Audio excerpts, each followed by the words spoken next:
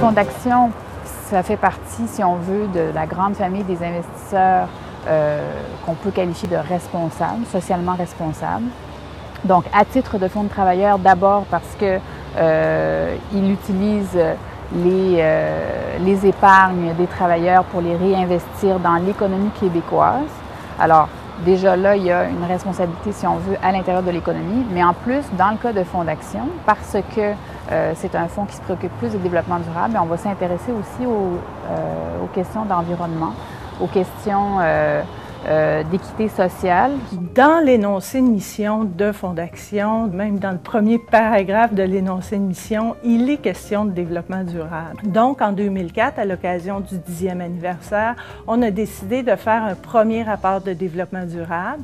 On a choisi les lignes directrices de la GRI, la Global Reporting Initiative.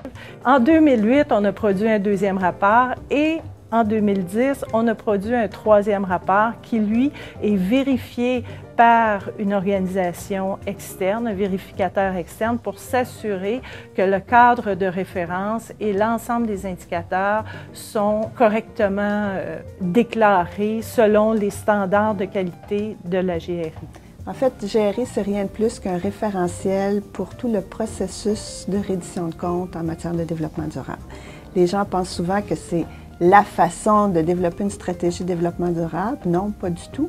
C'est la façon dont on fait rapport de ses performances en matière de développement durable.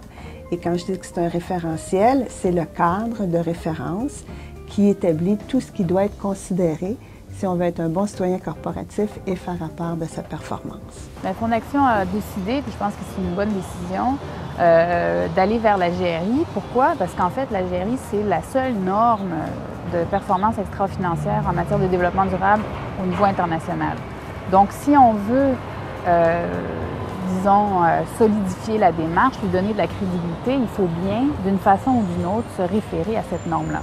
Et quand on amorce ce processus-là, il faut aussi avoir une ouverture et une transparence parce qu'il faut à la fois parler de ce sur quoi on ne fait pas rapport autant que de ce sur quoi on fait rapport.